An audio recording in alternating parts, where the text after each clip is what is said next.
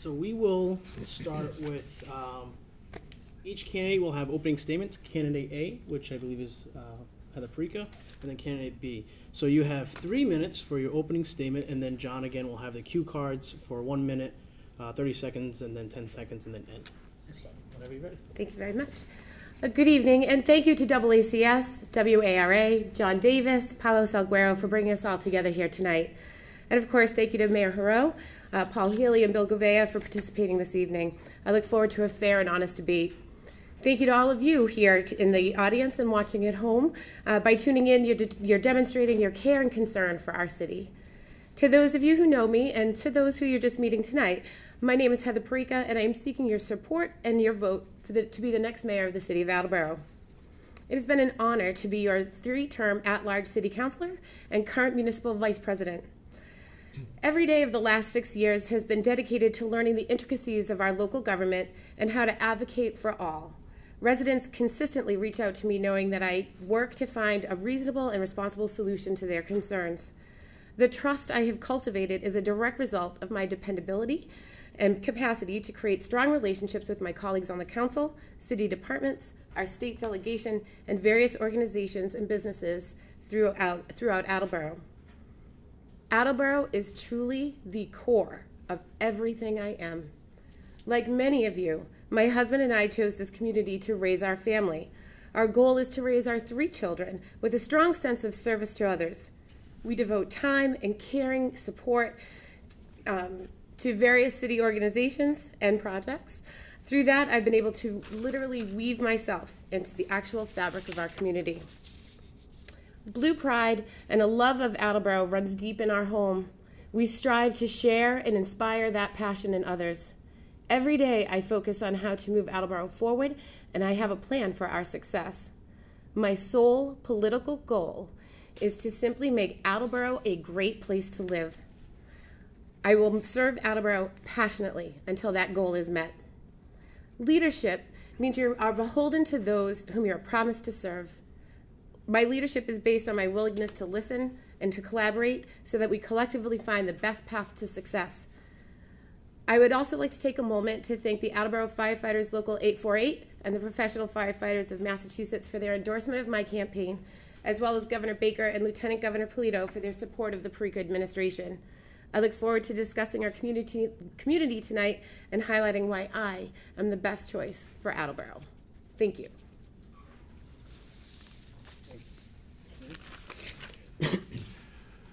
Well, thank you everybody for being here this evening. I echo Heather's sentiments about the effort that Paulo and Dave put on to get this event tonight. I'm running for a 2nd term because there's a lot of good things that I'd like to do here in Attleboro. A lot of good things we've started here in Attleboro. This is the most rewarding job in my life. It's also been some of the most challenging. We have a lot of good things going on in all sorts of different city departments. I'm going to talk about, in this opening statement, the transactional nature of the job. And in my closing statement, I'll talk about the transformational nature of the job. With the transactional nature of the job, that's basically a style of leadership that is trying to make things happen on a day-to-day basis. I'm going to talk about a couple different departments. I'll start with the school department. My number 1 budget priority was to make sure we had no layoffs in any department, including the school department, because they experienced 30 layoffs several years ago. That was one thing that we've been able to accomplish. Another thing we were able to accomplish is to make sure that we created a $200,000 special education stabilization fund. Another thing we're looking at doing, we're in the process of doing the work with the treasurer and the budget director to make sure that we're able to fix the roofs at Brennan and Wamsutta, which have been leaking for 20 years. Those are things that we're going to fix in the summer of 2020 under my administration. That's for the school department. I'll mention the fire department and public safety as well, and then I'll go on to seniors. Within the fire department, for the first time in fire department history in Attleboro, every firefighter either has 2 sets of gear or has a 2nd set on order. And that's because the fire chief came to me and asked me to make sure that's in the budget. And we made sure that happened. In March of 2019, this year, fire chief came to me and asked for two gear extractors for the fire department. He asked for those in the 20 budget for July. I made sure that we got one of them in the budget in July, but I also wanted to make sure that we had one early. So that's why I put down on March 19th in order for that first gear extractor. We're going to be replacing the fire roof at headquarters on 100 Union Street. So it's other public safety matters we're working on. We're looking at also, having more speed radars throughout the city, lighted traffic crosswalks. These things are good for public safety. As far as seniors go, that's another area that we're working on.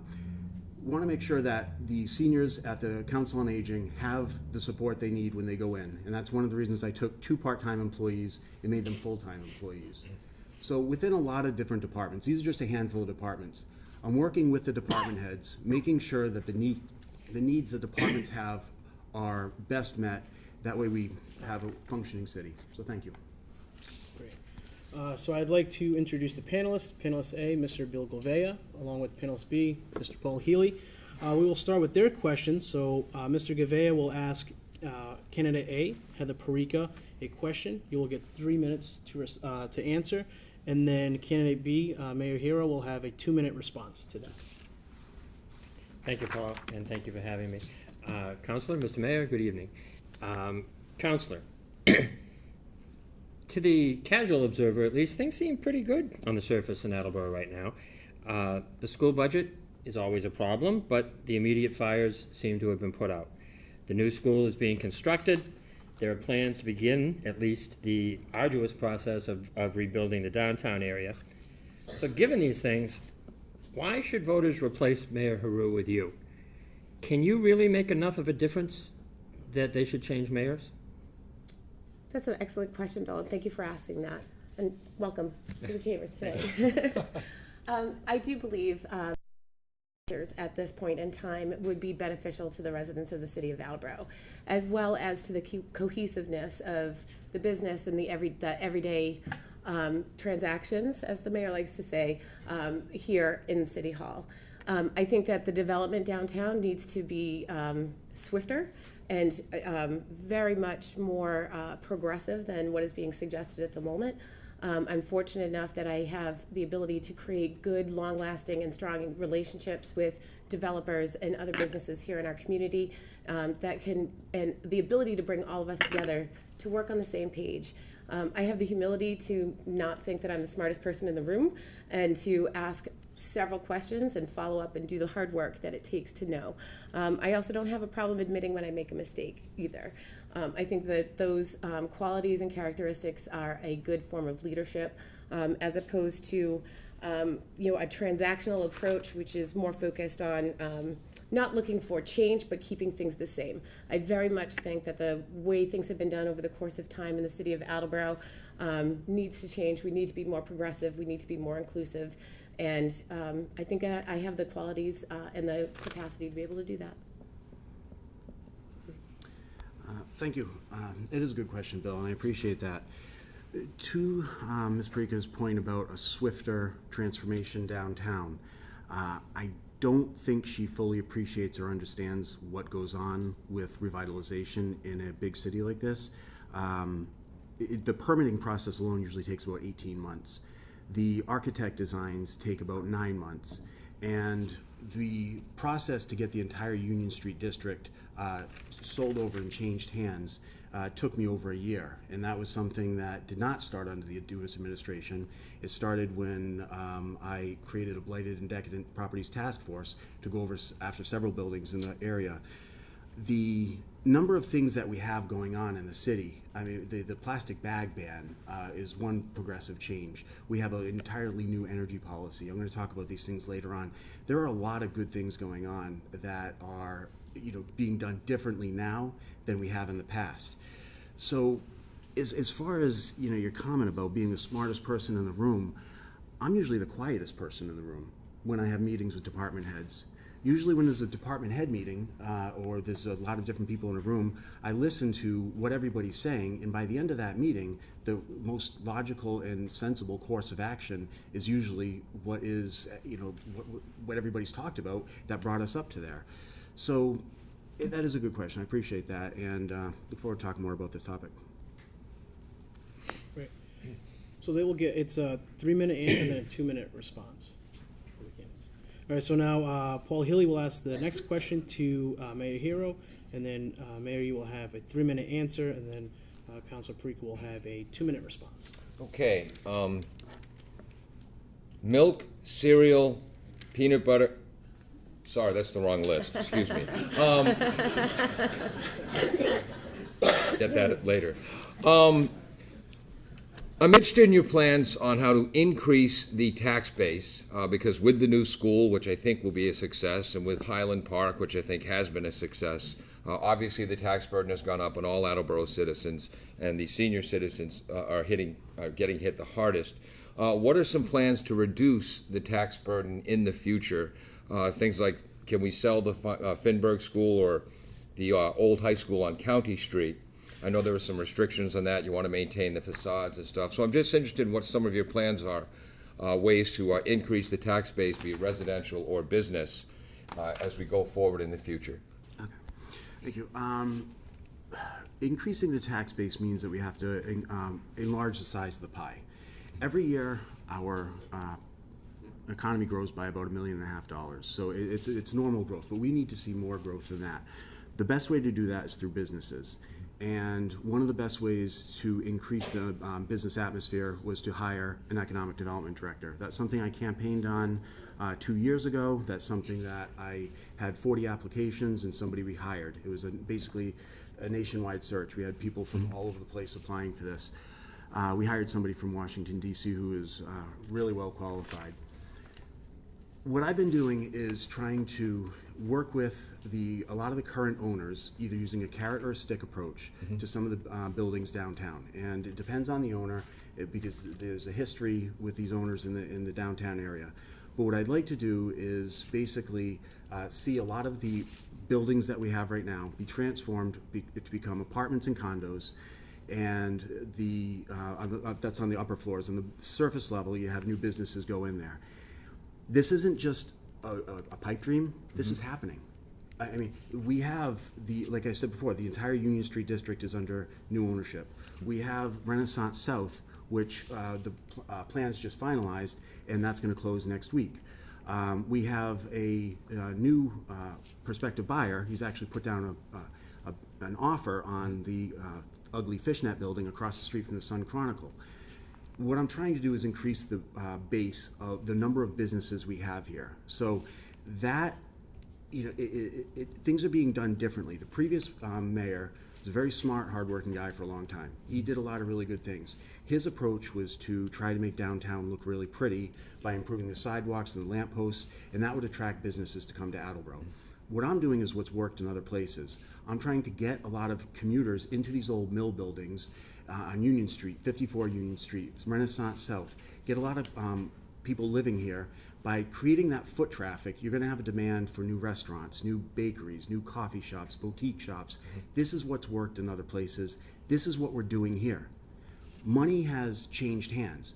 Buildings are under new ownership. The Bronson building has a new owner as well. There's going to be lofts there. I mean, this is posted there. There was some snarky comments about how it's, the staging was up, and it is more than, we need more than just staging and like a paint job. Well, there's a full plan for top to bottom for that building. So, as I said before, money is changing hands. Architects are designing the buildings. The lawyers are getting the permits. We have a lot of businesses that are going to be coming here to Attleboro. Like I said, there's a lot of good things going on, and it's just a different approach than we've had in years past.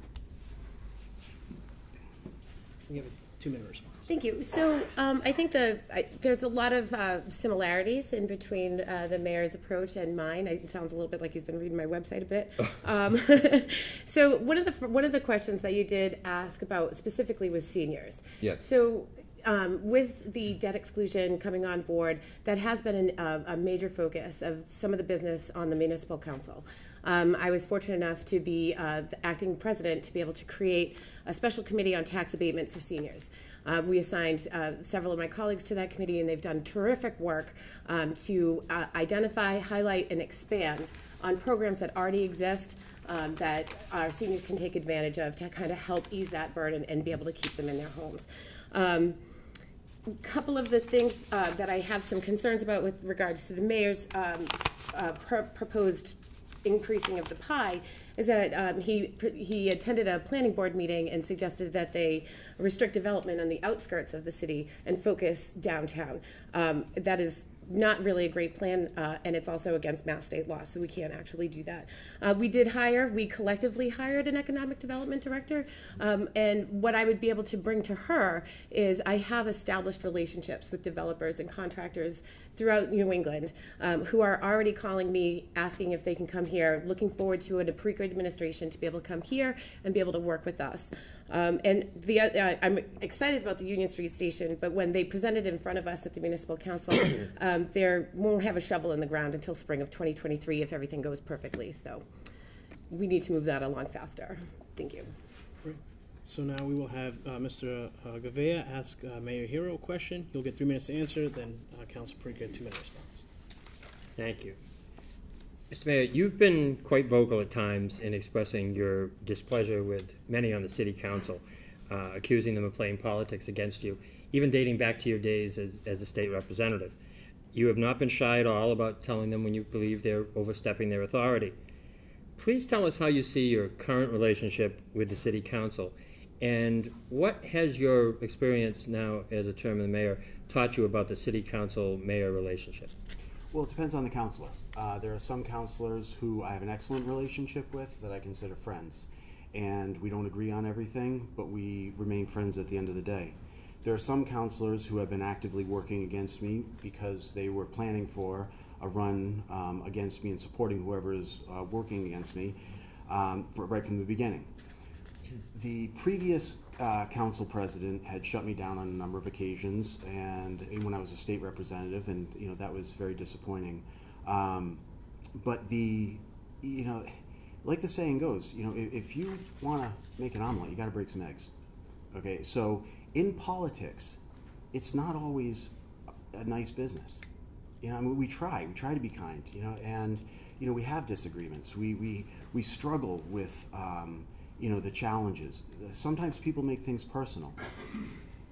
This actually, I'm just speaking off the cuff. I don't have prepared remarks, but this has actually been one of the most negative campaigns I've ever seen. And I've kept my mouth shut. I would actually challenge you to find in the Sun Chronicle where I've been critical more than 2 times of the city council. The first time I was critical of the city council is when I said, do your job. And that was last summer when they didn't even interview my nominee for water superintendent, a city employee who had worked here for 10 years. That was one time I had said, I was critical of the council. The other time was recently when I probably didn't need to say it, I think it was pretty obvious, pointed out that some of the shenanigans that were going on were political. Those are the only 2 times I've ever actually publicly been critical of the council. It's in the Sun Chronicle. Look it up. It's interesting when the Sun Chronicle is here at the watching city council, because the city council members kick me around, and then they report, oh look, Paul's fighting with the city council again. I didn't say anything. So it's been a really interesting relationship. But as far as what have I learned, there have been a lot of things been done differently with this council than past councils. This council has certainly tried to take on more of an administrative role against the city charter. I can provide numerous examples of that. So many I probably don't have time to right now. The relationship between the mayor and the council here is quite frankly not too different than almost anywhere else. There's always that tension between 11 people who think they can run the city better than the one person who is elected to do it. And maybe one of those 11 can, but the boundaries of the city charter still have to be respected and has to be respected and adhered to. So, thank you. Great. 2-minute response. It's interesting to hear the mayor's perspective of the relationship between his administration and the municipal council. And he's right. It doesn't have to be. Politics isn't always nice, and it doesn't always have to be that way.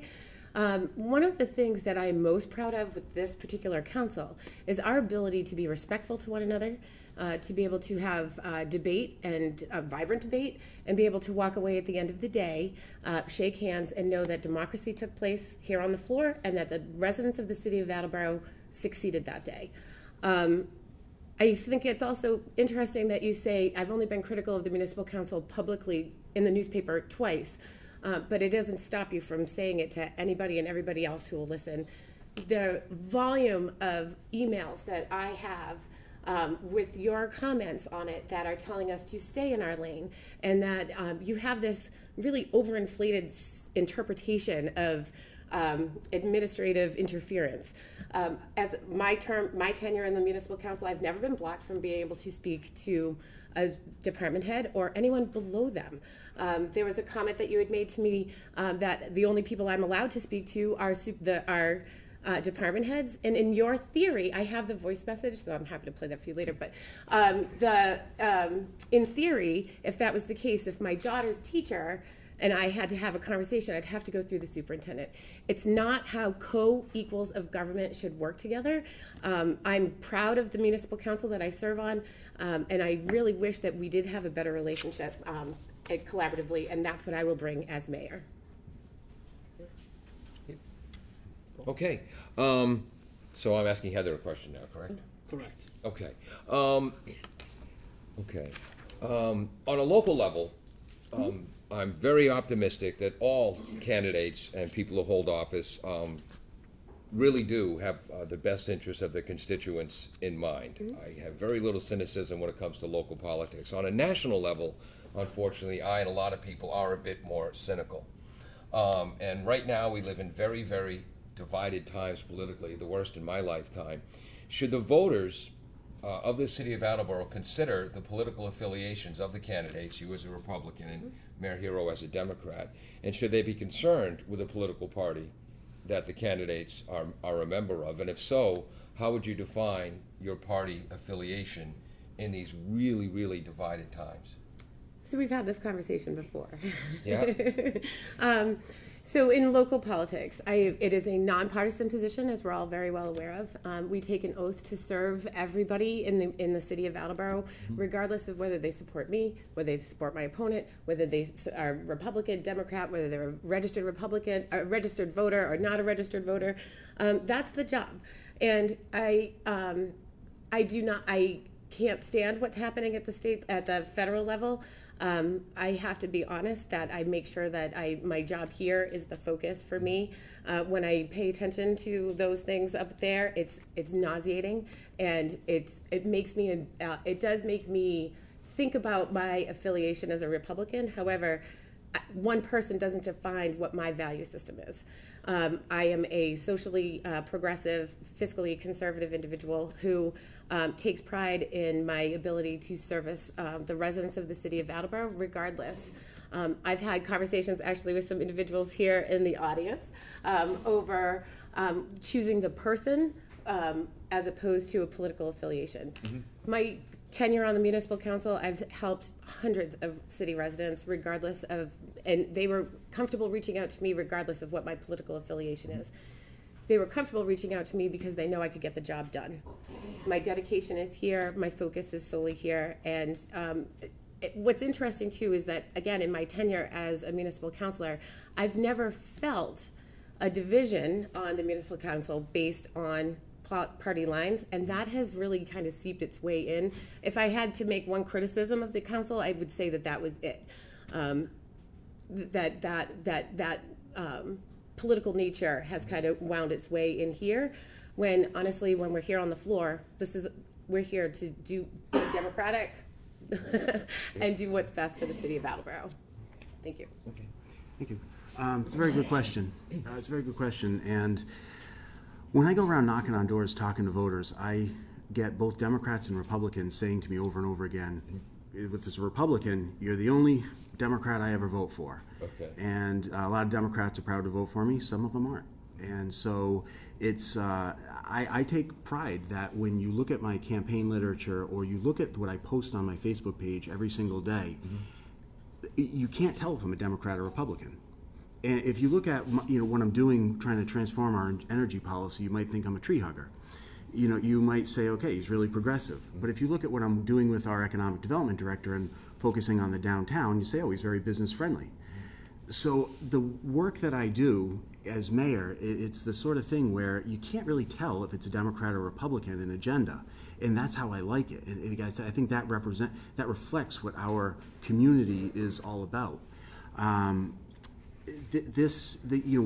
like the councilor, as a state representative, as a Democrat, as now as mayor, I too have had hundreds of people come to me, Democrats and Republicans. I've had people come to me who previously said, there's no possible way I'm ever going to vote for you because you're a Democrat. Mm-hmm.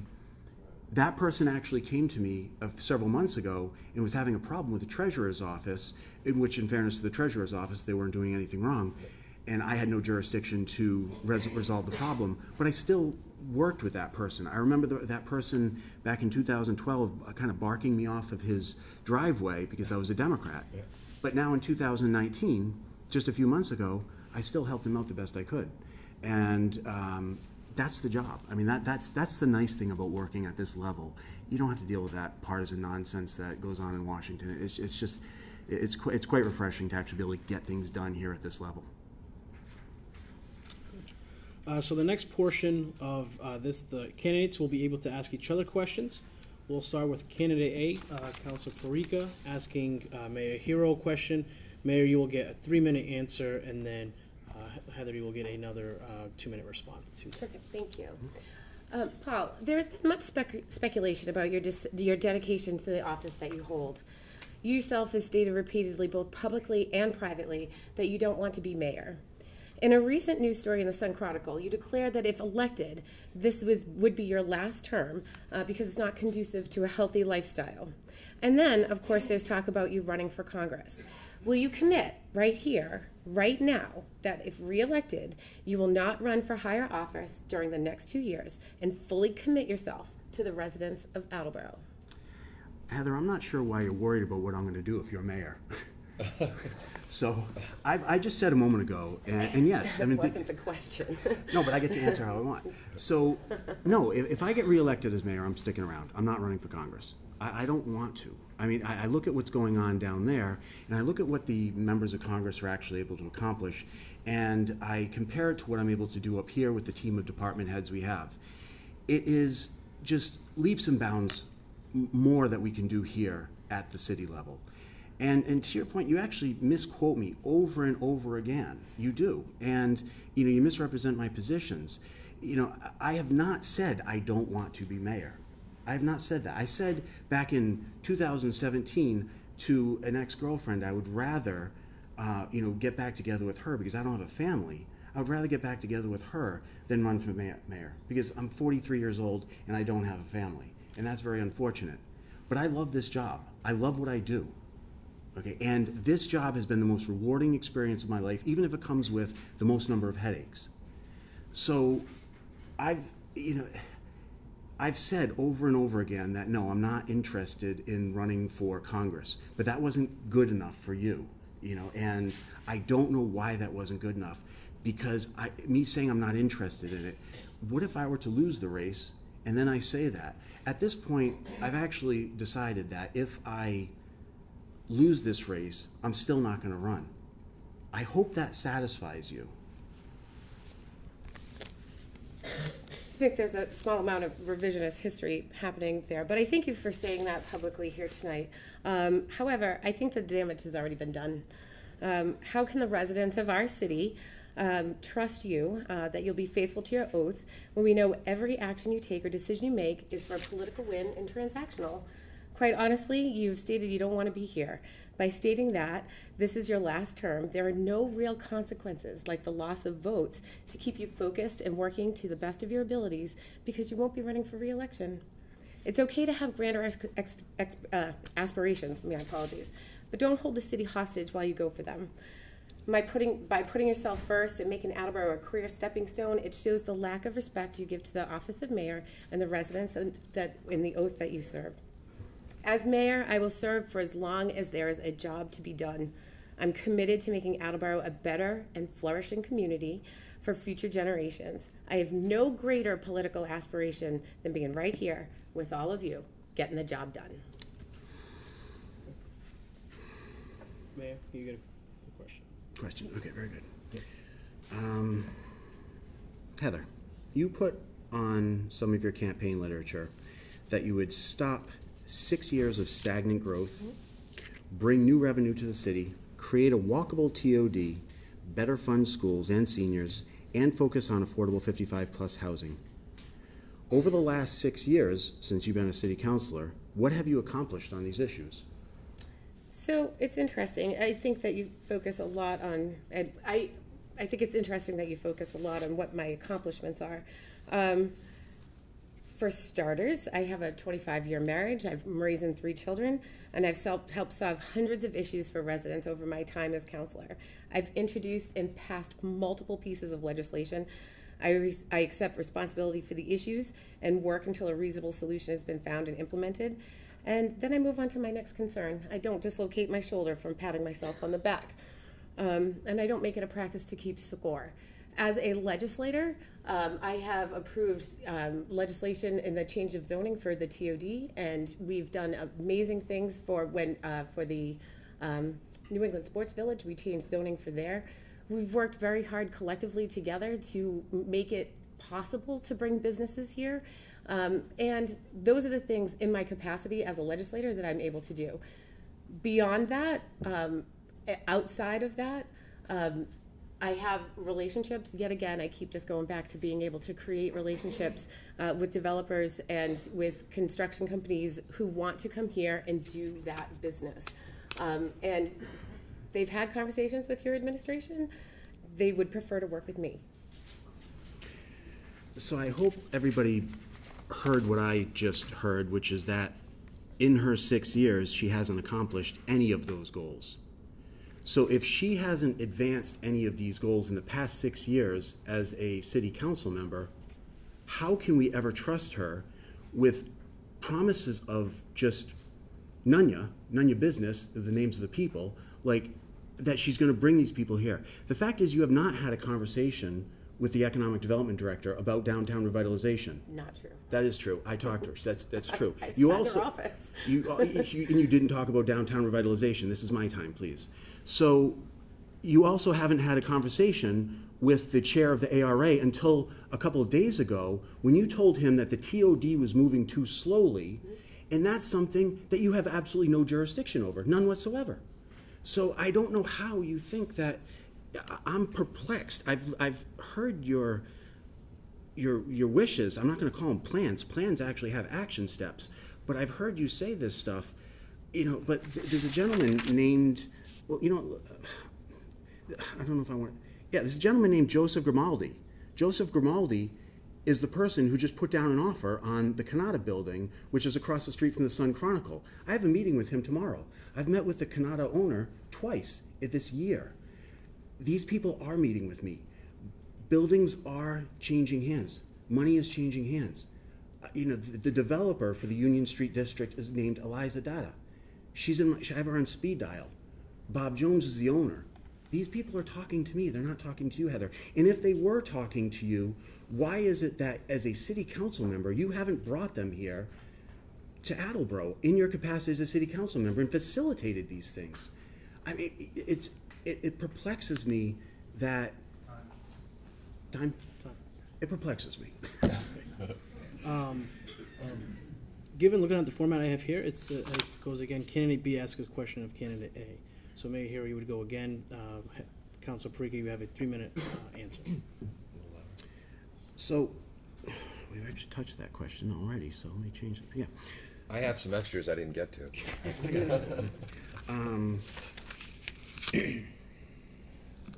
A lot of these things have come up. In your last 2 years, how did you advocate for capital improvements for the school department? Let me switch to my little note over there. So I think that's a great question. You're asking me what capital improvements Capital improvements, I've advocated for? Well, I would have to say that my involvement in the Yes Cost Less campaign for the high school was a huge amount of involvement, and there was a lot of campaigning that took place for that. Prior to Mayor Dumas leaving office, many of the capital improvements, specifically for the schools, that I had been advocating for 4 years prior to that, he was very kind and generous, and as his parting gift, he satisfied a lot of those requests for me. In addition to that, we did not actually in 2020 have a review of capital improvements. And I also feel kind of that the climate and my ability to be able to advocate and get those things done was limited with you in the administrative office. I am aware of, I've asked for things, I'm told no. I asked for the new lights, the speed limit signs and things like that on Holden Street. I've made repeated requests for those, and until it was convenient or close to election time, those weren't installed. A fellow counselor of mine had asked for assistance for sidewalk installation for a resident with disabilities, and he was told, quite frankly, no, because I'm not going to give you the political win. I am forever advocating and asking. Unfortunately, with your, again, interference in my ability to have conversations with department heads and be able to ask to have things be accomplished, it made it significantly more complex over the last 2 years. It didn't stop me from asking. Okay, this one? Nope, it's all you. It's all you. Okay, so you get a 2-minute response. Okay, so once again, you're mischaracterizing things. I would also like to point out that Ms. Prika did not say any specifics about anything she advocated for schools. There was no, the one thing you did, which was true, and I commend you for that, participating on the new high school campaign. I didn't participate on that. I was either campaigning for mayor or starting the job as mayor. But I did support that in my own very small way. But since then, I've been the chair of the school building committee, and that's a project that's going to be done on time and on budget. As far as the speed lights go, that takes time to order. As soon as I found out about that, I started talking with DPW, and I wanted to put those on Holden Street because that's something the police chief and I had been talking about doing all over the city because I work well with the police chief. As far as the sidewalks go, I did not say that. That's just a complete mischaracterization. Again, I don't even know where to begin. You mischaracterize so much of what I say. That's just not true. It's my resident as well. It's somebody I serve as well. So we have the sidewalks going down at some point. I don't know when it's going to happen, because the way winter works, it kind of changes things around. That's why I don't make promises, because sometimes you can't keep those promises. But in this time I've had as mayor, you have never come to me for any school capital improvement. Nothing. You haven't come to me for anything with school related. You did come to me about the speed radars, and that happened. But you have not been a ferocious advocate for education. In fact, I'd like to remind people back in 2016, Heather voted for a budget that actually resulted in the layoff of 30 teachers.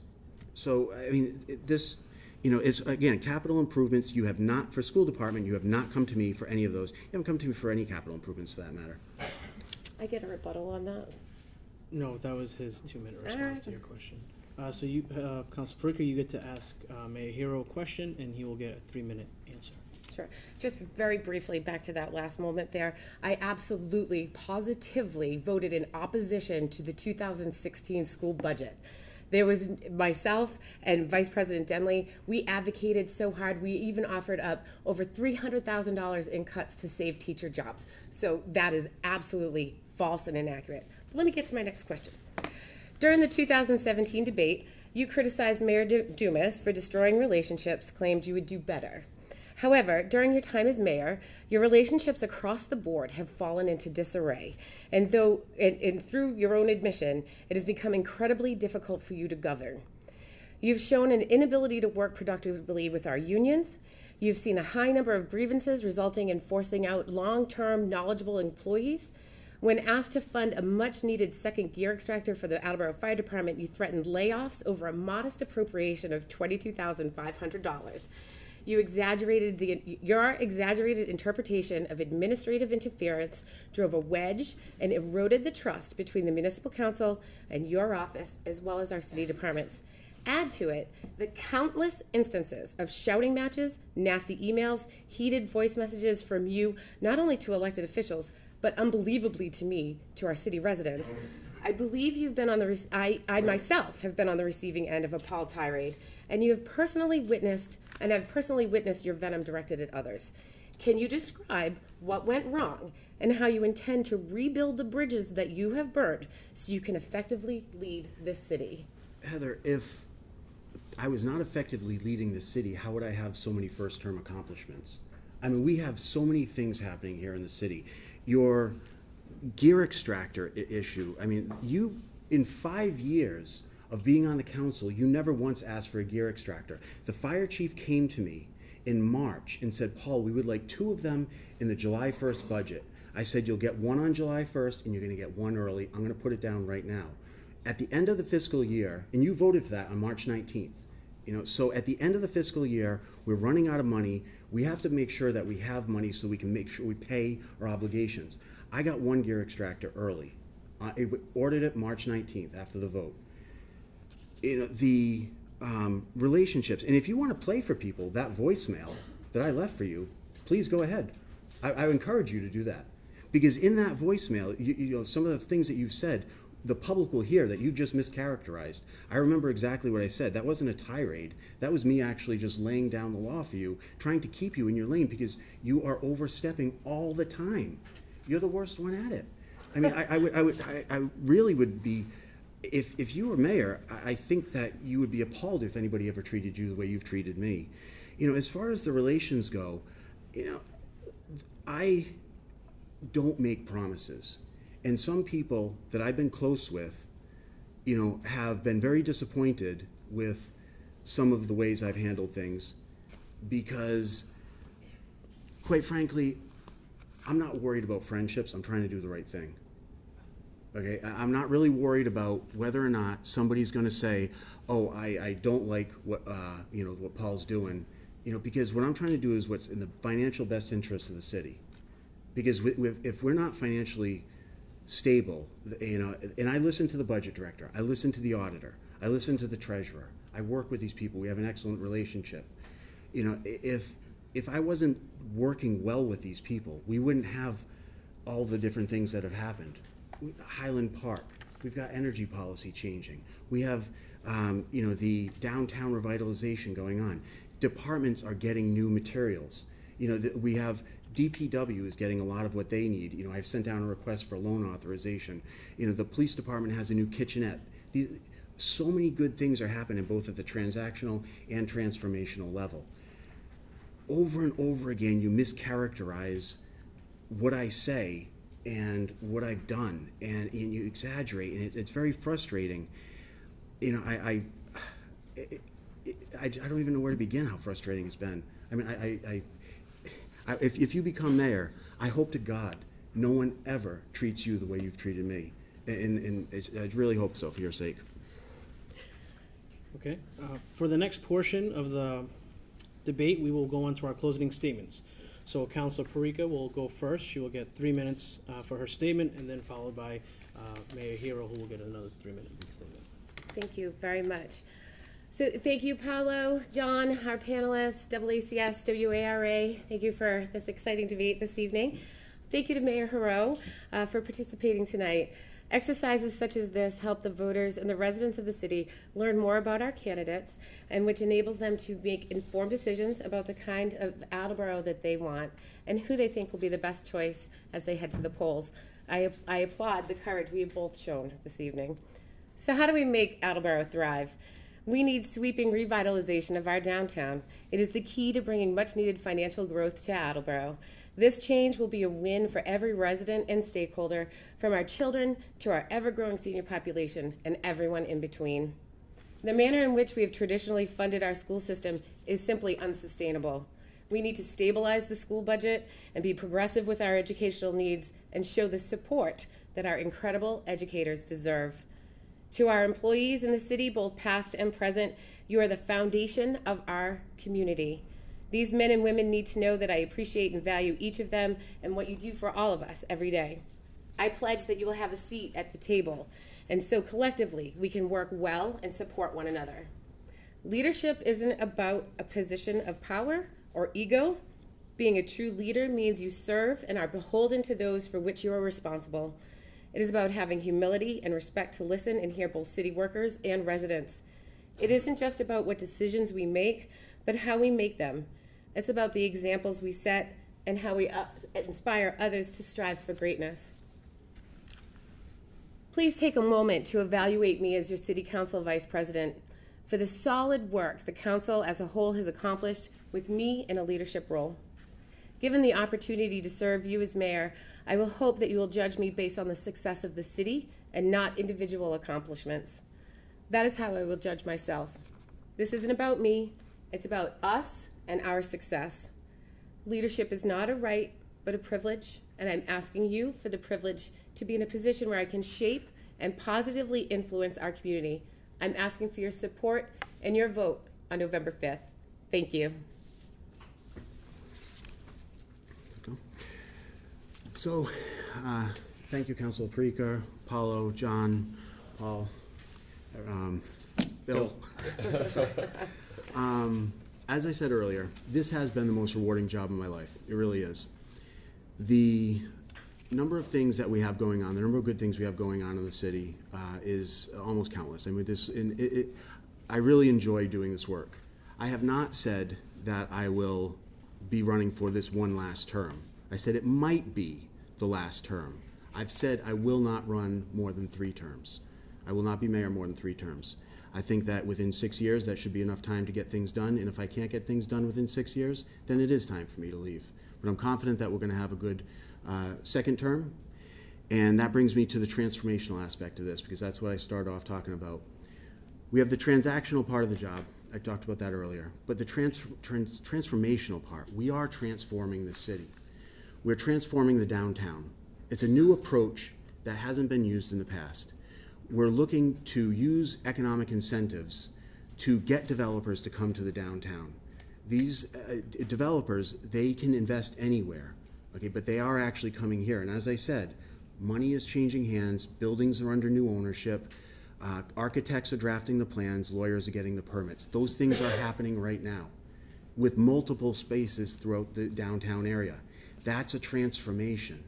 We're going to have a lot more commuters living downtown in apartments and condos. When you have more people living down here, as I said earlier, you're going to have greater foot traffic. You're going to increase the number of bakeries and shops, the number of restaurants and coffee shops. It's going to transform it. With the energy policy we have in Attleboro, I'm moving over all the 4,000 streetlights to LEDs. That's an agreement I have with National Grid. The city lights are all becoming LEDs as well. This building, City Hall, and other city buildings, that's also going to become a source of renewable energy. Excuse me, the energy used is going to be renewable in origin. Our plastic bag ban. These are things that we're doing to transform our energy policy, because it doesn't matter if you're a Democrat or a Republican. It doesn't matter if you're conservative or liberal, you're rich or poor. You want a clean environment. That's what you want. So that's transforming here as well. And Highland Park is another thing. And I didn't expect Highland Park to be dropped on my lap. And I'm glad the council voted for it unanimously. That was something I took a lot of pride in. I'm really glad that they did. Heather, thank you for your vote as well. We have a lot of good things that we're going to do with Highland Park. One of them is we have the walking trails and biking trails. We sort of inherited that, but we're turning it into a natural park. It's not going to be a perfectly manicured park like Capron Park. We also have the cross-country course that's now there. And what I'd like to do is sell the clubhouse and use the clubhouse revenues to pay for a performing arts venue. Attleboro is going through a transformation, and I want to keep this work going. And so on November 5th, I hope to earn your vote. So thank you. Great. I'd like to thank Mayor Hero and Council Parika for coming out to our debate, and without you guys, it probably wouldn't be possible. Also like to thank our panelists, Paul Healy and Bill Gavea, for willing to come out and be our panelists for here. Thank you to AACS, our videographers here, and Jim Jones. Thank you for WIRA for live streaming, and thank you for City Hall for letting us use the council chambers for our venue. John and I kind of set out a mission out to try and get people involved, so I hope everyone enjoyed this. I hope you guys learn something. I'd watch it again for how you kind of do your own research. Again, November 5th is the election day, so pay attention to that. And then again, I'd like to reiterate the polling stations for some of our viewers at home that probably maybe they aren't familiar with it. If you live in Ward 1, your location is Robert Coelho Middle School, which is on 99 Brown Street. Ward 2, Good News Chapel, 235 West Street. Ward 3, St. John Catholic Parish Office, which is at 1 St. John Place. Wards 4 and 5 will be at La Salette Shrine, the Welcome Center, which is at 947 Park Street. And then Ward 6, which is at the Elks Lodge, number 1014, which is at 887 South Main Street on Route 152. And I'd like to thank all our audience here for coming out today. I hope you guys really enjoyed it. Thank you.